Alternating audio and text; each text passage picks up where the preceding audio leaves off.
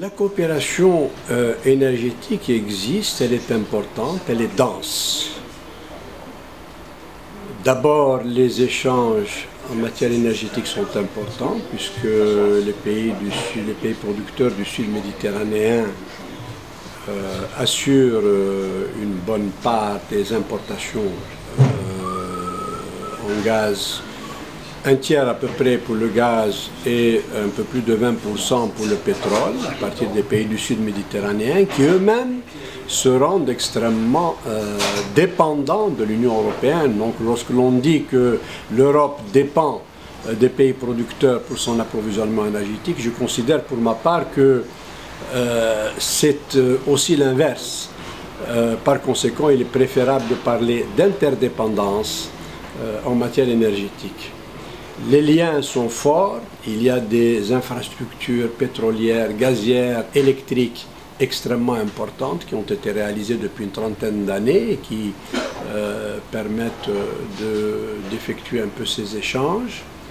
Et il y a de nombreux cadres de réflexion, de discussion, de dialogue, de concertation communs entre les acteurs énergétiques du bassin méditerranéen, notamment et particulièrement au niveau de l'Observatoire méditerranéen de l'énergie qui a joué, qui continue de jouer un grand rôle dans le renforcement de cette coopération, de même qu'il y a des organes spécialisés.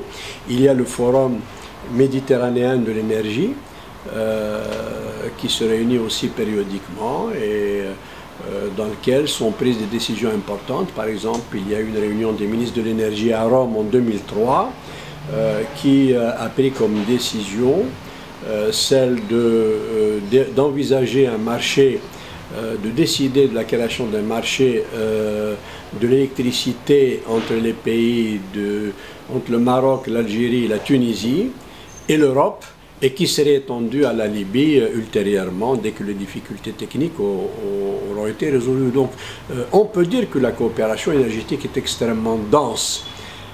Est-ce qu'elle est satisfaisante? Mon sentiment est que non, parce qu'elle est basée essentiellement sur des importations et exportations de pétrole et de gaz, c'est-à-dire des relations à caractère plutôt commercial, et axé sur les ressources fossiles qui sont des ressources épuisables, pas suffisamment, qui ne permettent pas, qui finalement n'ont pas permis, même aux pays producteurs, de s'affranchir de cette dépendance. Au contraire, les pays producteurs sont de plus en plus dépendants, sont de plus en plus dépendants du pétrole, sont de plus en plus vulnérables économiquement. Ils n'ont pas réussi à diversifier leur économie et en même temps qu'ils épuisent leurs ressources. Il serait temps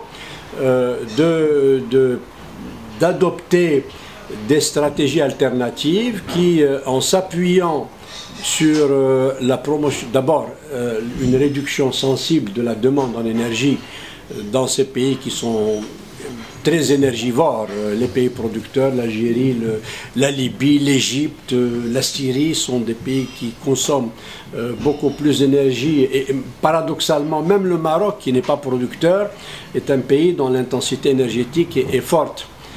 Dans la région, on peut dire d'ailleurs que la seule exception est celle de la Tunisie, qui a une intensité énergétique qui est proche de celle des pays européens.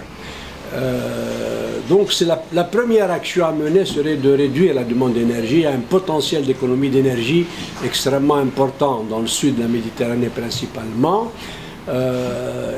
Ensuite, il faut viser la promotion des énergies renouvelables.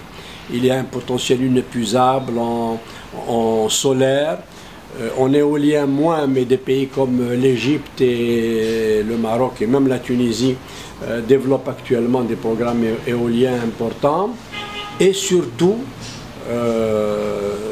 lancer des chantiers d'énergie nucléaire qui quand même assurent la base, qui peut prendre le relais des hydrocarbures, en même temps que ça permet de décaler l'échéance du peak oil, de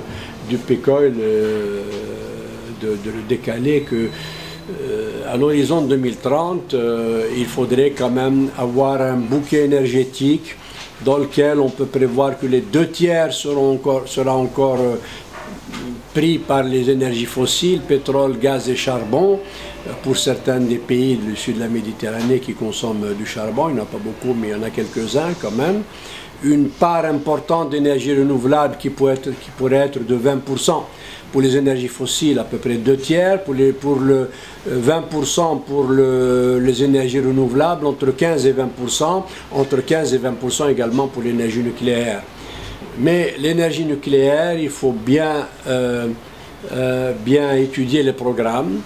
Certains pays ont fait d'ailleurs des études d'introduction d'énergie nucléaire. La Tunisie est en train de le faire. En Algérie, on l'a fait dès la fin des années 70.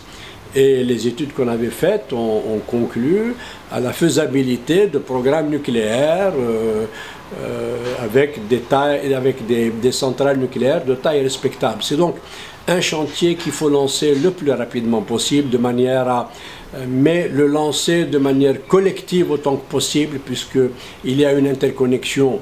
Il y a des interconnexions électriques entre certains pays du bassin méditerranéen. Il faudrait le lancer dans le cadre d'une vision globale qui intégrerait un transfert de technologie à partir du Nord, qui intégrerait une formation de haut niveau et qui intégrerait également la fabrication et la maintenance d'un certain nombre de composants, c'est-à-dire un véritable partenariat industriel.